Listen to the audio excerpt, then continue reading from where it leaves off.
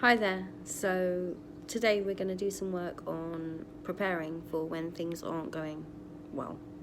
This could be whether you are in a crowded place and things are happening that are beginning to make you feel anxious, or someone says something you don't like, or something you're trying to do is very difficult, all the way up to when you're feeling very highly anxious and upset and you feel that you might be beginning to lose control of the situation or your ability to think clearly. So stress in itself is a useful thing in small doses, and it helps us get the best out of ourselves at times. So if you think of a time when you had to do something quickly, or you knew you had to do it well, or you had a clear time frame or a structure and you had to do certain tasks within that structure, stress and pressure can be useful. It also sharpens our senses and means that we can react more quickly. But in larger doses, it's a big problem, which is why it's really important for us to have techniques and tools, if you think of them a bit like tricks, that we can use when we're recognizing those kind of reactions within ourselves, so we can make thoughtful and proactive decisions. If you think of this a little bit as your brain becoming flooded with emotions, it's a very sort of accurate picture of what stress can do to us and how it feels and how it can affect us. And we actually call this emotional flooding. So there's lots of little tips and tricks we can do to help us tackle anxiety and make sure that we can perform and choose our best choices and be our best selves. So that's what we're going to be looking at today. The first thing we're going to try is a bit of visualization, and we call these water breaths. Now there's lots of variations on this theme, and really what we're doing is we're controlling our breathing and we're drawing focus into ourselves, and by doing that we're helping ourselves calm down, reduce the amount of anxiety within our bodies, and thereby achieving a sense of calm. Okay, so to do this, all you need to do is to find a suitable space where you're not really going to be too interrupted or distracted, and somewhere comfortable to sit. Once you're sitting in a comfortable position where you know you won't be disturbed, you'll probably need about three minutes or so to really do this comfortably without any rush. Find a nice comfortable position. Make sure you're sitting with your back comfortable in your seat, your back as straight as possible. And when you feel ready, you just need to close your eyes. And what I'd like you to think about is the sea. So probably you've been on holiday before, you've seen the sea. And first of all, I'd like you to picture the sea as you last remember it. So you might be able to see the beach. Maybe you're looking out to the sea. You can probably see the horizon point in the distance. You can probably see a sun or a moon. There might be other people on the beach. There may be boats on the sea, but the sea is there in front of you and it is your main focus. Now I would like you to draw particular attention to the waves, and as you watch them, I'd like you to see them begin to move more. So you'll see lots more movement in the sea, and gradually the water will become more and more animated.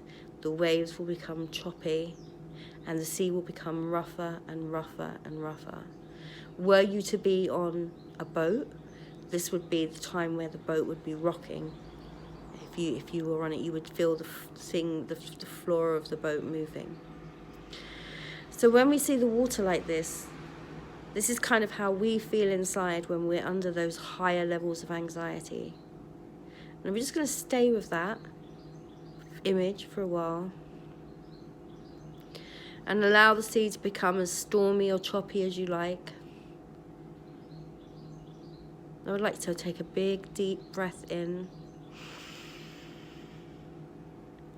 and hold it. Now when you breathe this water out, the water is going to start to become calm again, okay? So we're breathing in the choppy, agitated water, and on our out breath through our mouths, we're going to be releasing calmer water. Here we go. Hold.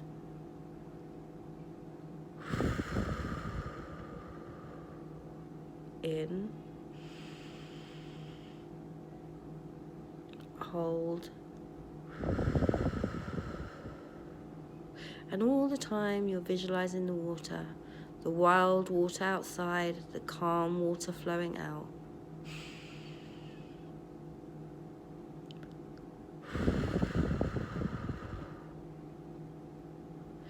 I usually use a rule of 3. Breathe in for 3, hold for 3, out for 3. And we're going to do this 3 more times.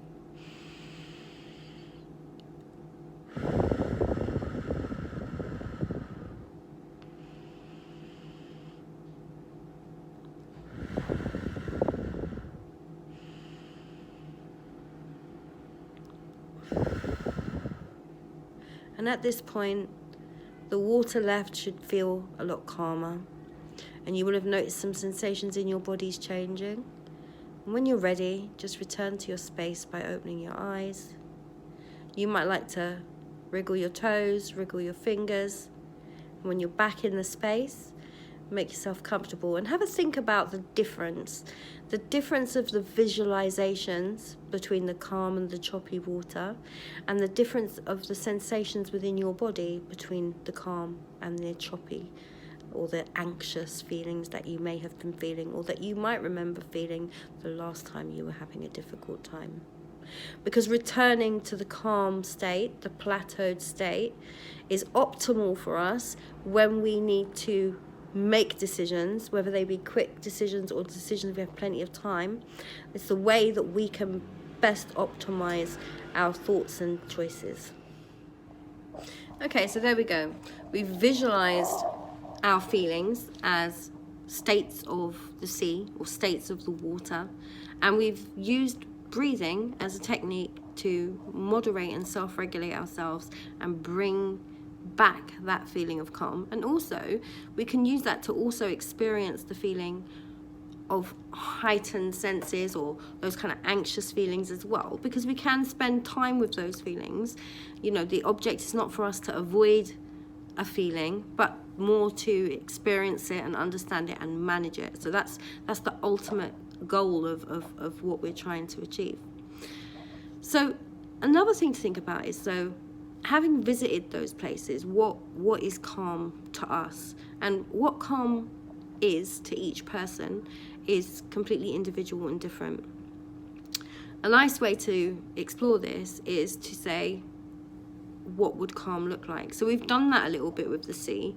It's kind of almost like a form of personification, but we can do that with lots of different things. We can draw it as colors, as shapes, as moods, as music, as poetry, words, describing words. So lots of different ways to describe how calm feels. And the reason we do that is when we're really exploring the feeling, we help ourselves understand how that is specifically to us. And it's important for us to be able to do that, because when we're in tune with our feelings, we can notice when things are starting to happen within us, within our thoughts, within our physical bodies, so that we can take action quickly. Because as we know, anxiety and stress can escalate very quickly. So when we can recognize them early, we can act and intervene early, and that gives us more control over those states before we experience the flooding we were talking about. So a little exercise that's a really good thing to do is to simply take a piece of paper and to draw a shape of yourself on the paper. So this is also a technique used in mindfulness, also in CBT, but the idea is that you use physical cues to identify feelings. So here's what I'd like you to do. On your plain piece of paper, I'd like you to draw an outline of a figure, just, you know, a generic outline shape of a body. And then what I'd like you to do is illustrate on the body what is happening when this particular individual is feeling stress. So some people talk about tingling in their fingers. You may have butterflies in your tummy. Some people say they have a very dry or tight throat. Lots of people recognize the feeling of their heart beating. Some people get very hot ears and very hot cheeks. Some people's feet feel very hot.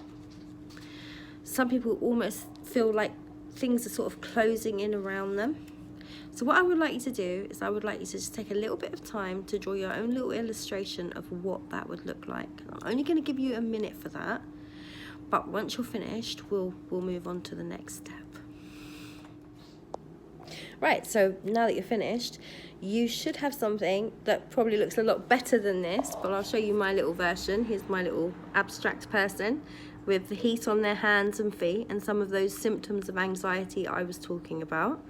So this is stage 1 in self-regulating, because we're thinking about how it feels, how we can notice it early.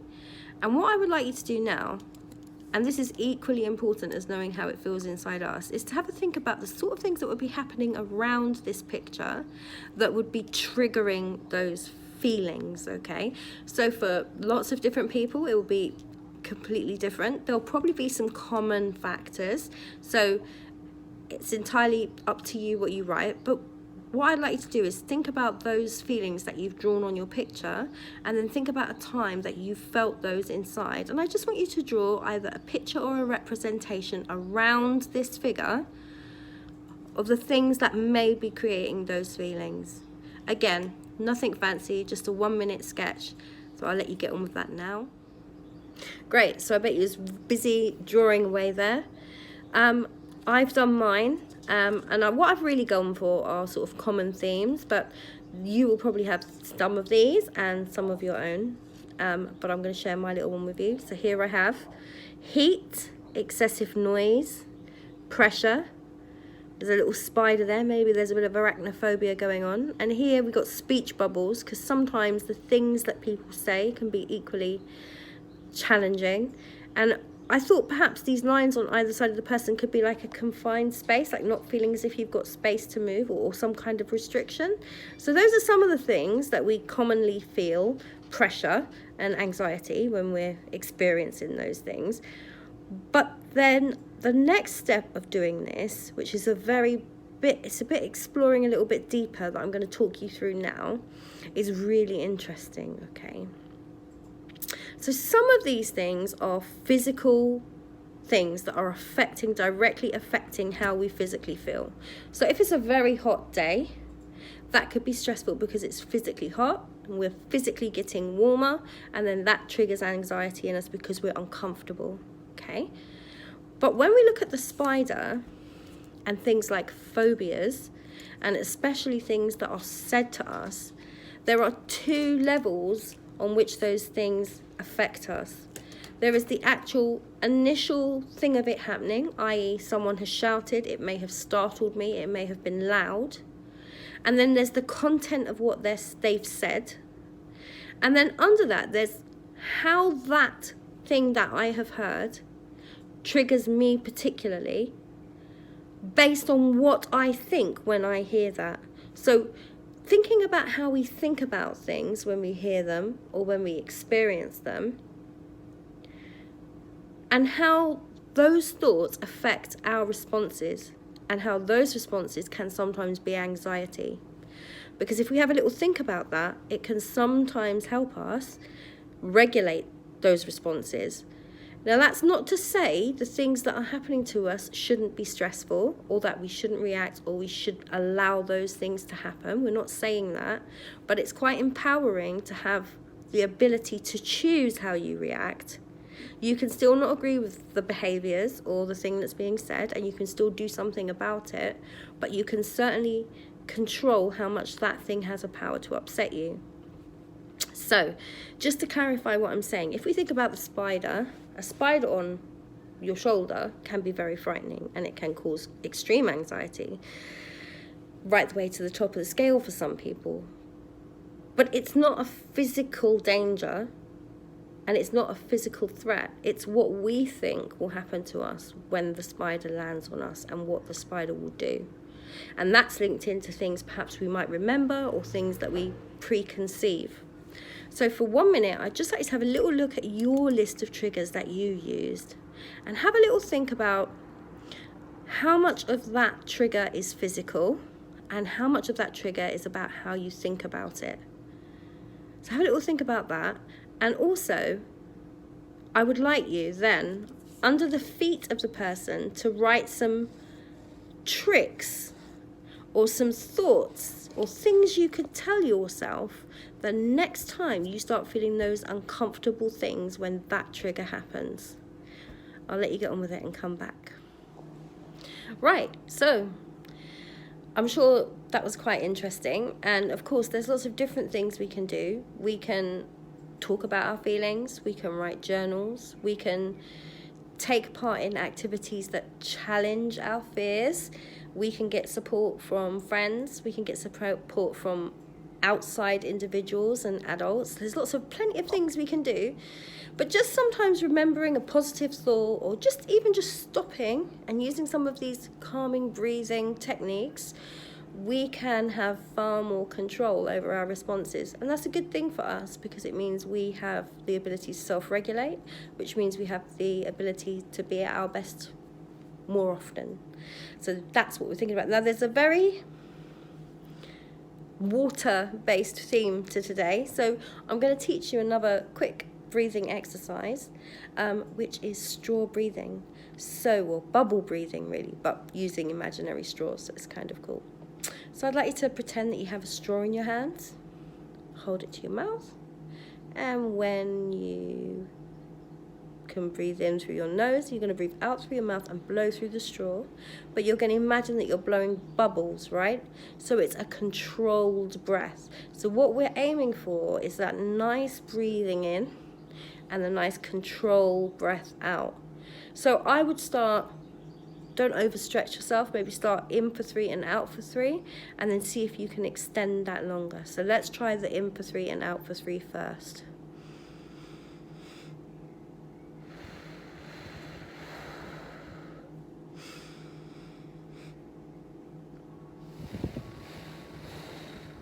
And now let's see if we can go a bit longer.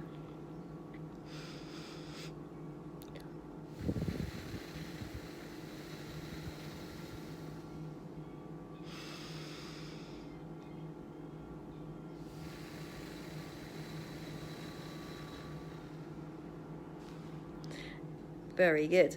And there's lots of nice fun variations you can do with this. There's the blowing the candle out, where you imagine that the end of your finger is lit and you blow the candle out. And then you move your finger and you blow the candle out.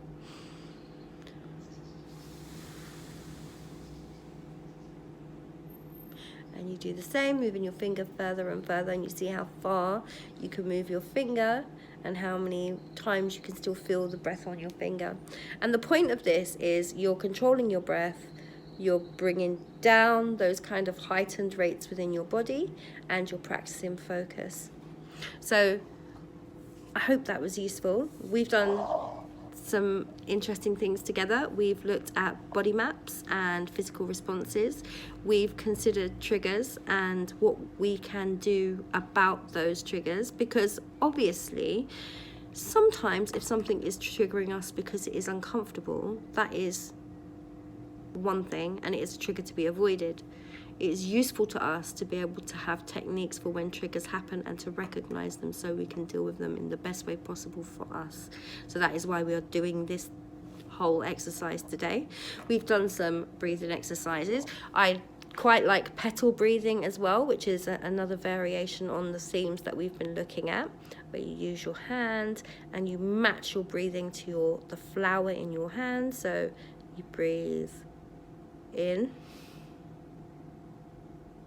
and you breathe out this way. So breathing in,